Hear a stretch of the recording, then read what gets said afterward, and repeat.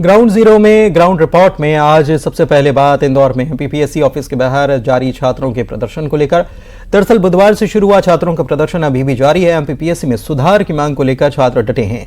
छात्रों की प्रमुख मांग है कि एमपीपीएससी 2019 मुख्य परीक्षा की कॉपियां दिखाई जाएं, मुख्य परीक्षा की मार्कशीट जारी हो। इसके अलावा छात्रों की मांग है कि 2025 में राज्य सेवा में 700 और वन सेवा में 100 पदों पर नोटिफिकेशन जारी किया जाए। इसके अलावा छात्रों की मांग है कि 2023 राज्य सेवा मुख्य परीक्षा का रिजल्ट जारी हो। 87/13 फॉर्मूला खत्म हो जाना चाहिए। रिजल्ट 100% पर ही जारी हो। इसके अलावा परीक्षा में नेगेटिव मार्किंग शुरू करने और सीजीपीएससी की तरह मुख्य परीक्षा की कॉपी जांचने की मांग की गई है। तो ये छात्रों की मांगे हैं जिसको लेकर वे डटे हैं। इस पर सियासत गरमाई है। छात्रों का प्रदर्शन का रंग भी गहरा हो गया है। तीसरे दिन प्रदर्शन के दौरान छात्रों ने आयोग कार्यालय के बाहर चूड़ियां टांगी।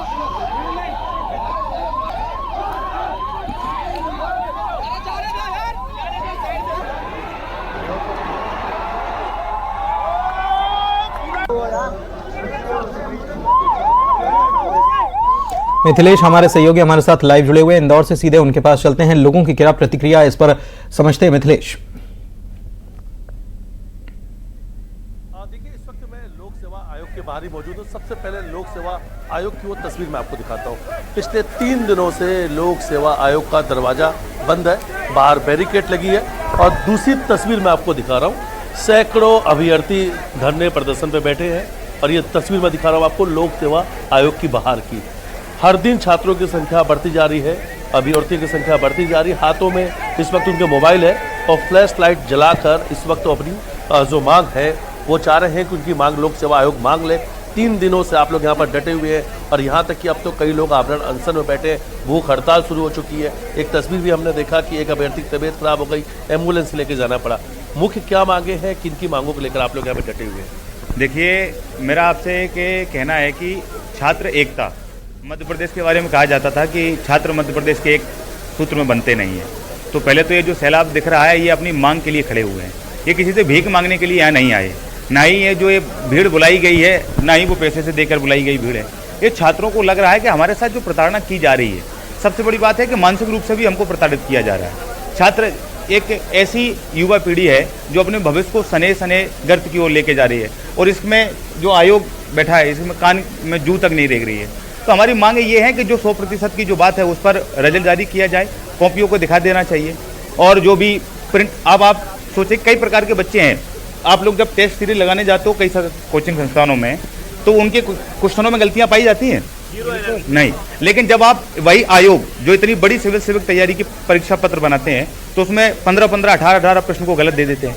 तो ये चीज़ कहाँ है, इनको सुधारना चाहिए। लोगों को लगता है कि इसमें कोई ना कोई गलतियाँ हैं, कोई ना कोई काली चीज़ें चल रही हैं जो भाई बाहर नहीं आना चाहिए। तो एक तरीके से कहा जा सकता है कि जो प्रसार चल रहा है वो गलत है, उसको सुधारने की आवश्यकता है। इसलिए जब तक हमारी मांगों को लिखित नहीं रूप दिया जाएगा, जो हमने मांगे रखी हैं उनको जब तक लिखित रूप प्रदान नहीं किया जाएगा तब तक ये आंदोलन बंद नहीं होगा। 87/13 का कौन सा फॉर्मूला है? ये जो 87/13 का फॉर्मूला है ये है कि जो 13% जो रिजल्ट है ये होल्ड करके रखते हैं और 87% पे रिजल्ट जारी कर देते हैं। ऐसा कोई निर्णय नहीं है, इनका खुद का निर्णय है। ये कोर्ट द्वारा कोई ऐसा निर्णय नहीं दिया गया है। जो यहाँ के अधिवक्ता जी हैं प्रशांत जी, उन्होंने ये काम करके रखा हुआ है। न कोर्ट में पेश होते हैं, न वो बयानबाजी दे रहे हैं। और भी सबसे बड़ी बात है कि पूरे देश में क्या मध्य प्रदेश बस में कोविड आया है? इन्होंने पीएससी को सही तय समय पे पेपर नहीं लेते हैं, जब मन होता है तो प्री के नोटिफिकेशन जारी कर देते हैं। ये क्या है मजाक?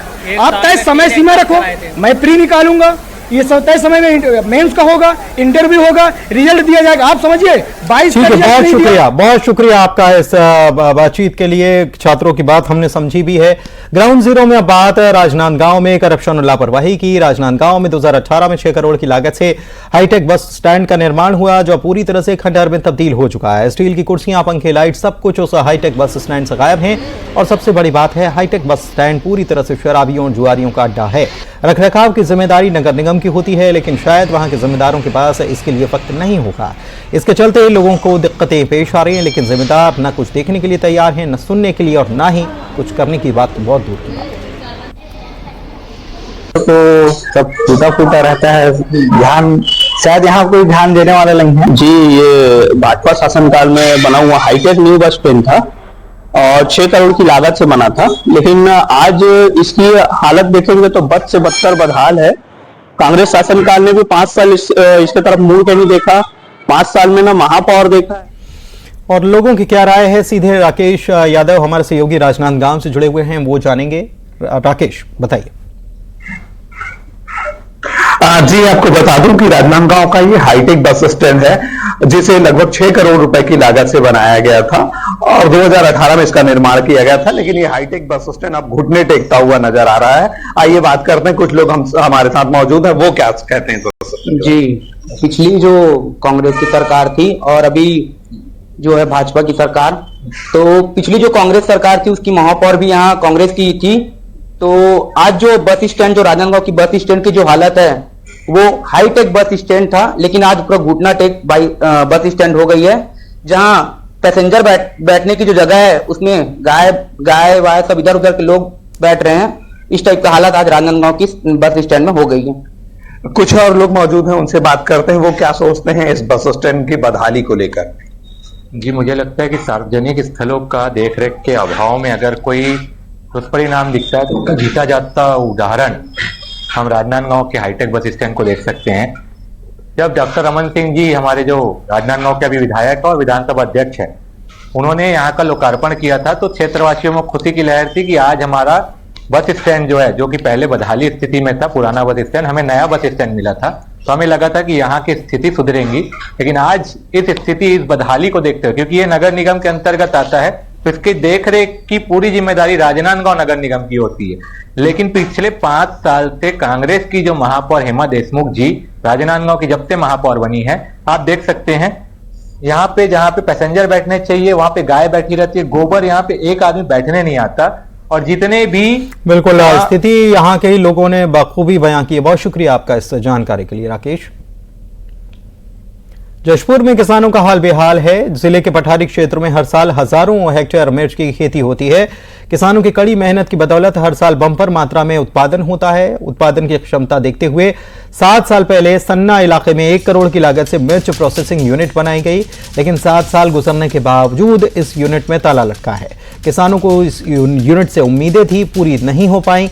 अपनी फसल बिचौलियों को बेच रही हैं। इससे किसानों को हर साल प्रति किलो 6 से 7 रुपए का नुकसान उठाना पड़ रहा है। सर, इससे बहुत नुकसान है, क्योंकि हमारे इस सन्ना क्षेत्र में हजारों एकड़ में मिर्ची, आलू, टमाटर, इस सब का खेती किया जाता है, लेकिन वो चालू नहीं है।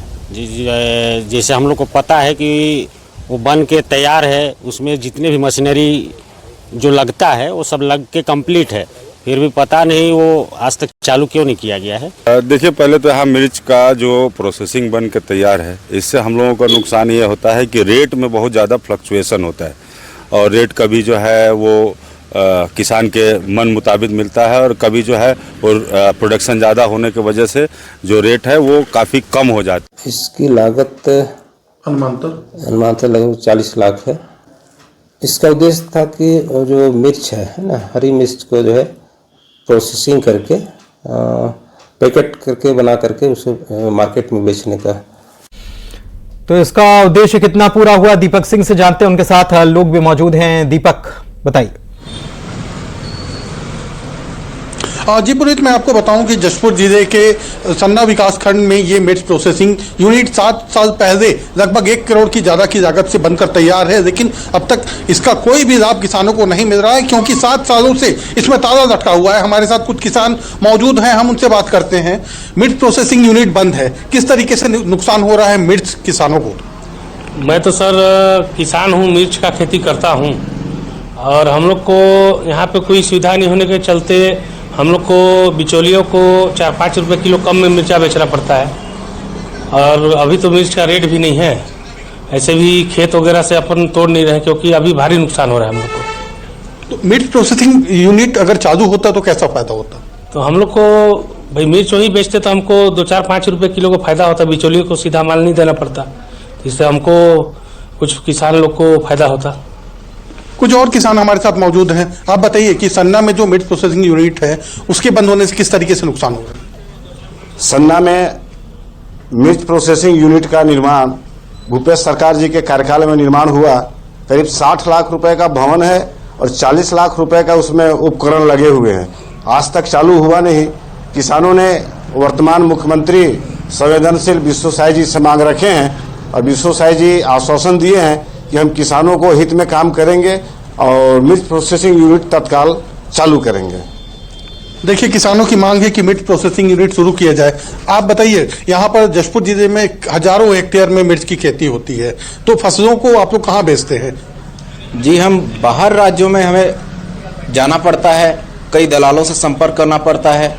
जो सरकार द्वारा 3150 रुपये जारी है, हमें मजबूरी 1500 रुपये की कीमत में प्रति क्विंटल के हिसाब से हमें दलालों को देना पड़ता है, जिससे कई जगह उड़ीसा, बिहार, यूपी, कई जगह हमको जा कर के परेशानी का सामना करना पड़ता है। मिर्च प्रोसेसिंग यूनिट अगर खुल जाता है तो कैसा फायदा होगा? जी, इससे हम किसानों को डायरेक्ट फायदा होगा और साथ में ही सभी प्रकार के जो किसान हैं, छोटे से लेकर के बड़े तक, उनको दूर जाने की जरूरत नहीं पड़ेगा और पास में सुविधाजनक सरकार द्वारा प्राप्त होगा।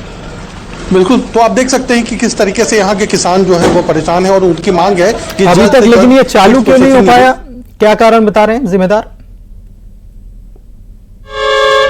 जी पुनीत, मैं आपको बताऊं कि इस मामले में जब हमने जिला उद्योग अधिकारी से बात की और उन्हीं के देखरेख में ये पूरा प्रोसेसिंग यूनिट तैयार हुआ था और उनका कहना है कि अब तक इसके जो संचालन है उसके लिए कोई भी एफपीओ समूह जो है वो तैयार नहीं हो रहा है। तो जाहिर सी बात है और आश्चर्यजनक बात है कि अगर कोई भी एफपीओ समूह इस मिर्च प्रोसेसिंग यूनिट को शुरू करने को तैयार नहीं है तो इतनी बड़ी योजना, लगभग 1 करोड़ की लागत से योजना क्यों शुरू की गई, क्यों इसको अमली जामा पहनाया गया? क्योंकि इसकी तैयारी शुरू में ही कर दी जानी थी कि इसे किस समूह को दिया जाएगा और कौन इसका संचालन किया था, लेकिन बिना किसी। बहुत शुक्रिया आपका इस खबर पर जानकारी देने के लिए और इसी के साथ ग्राउंड जीरो में इतना ही।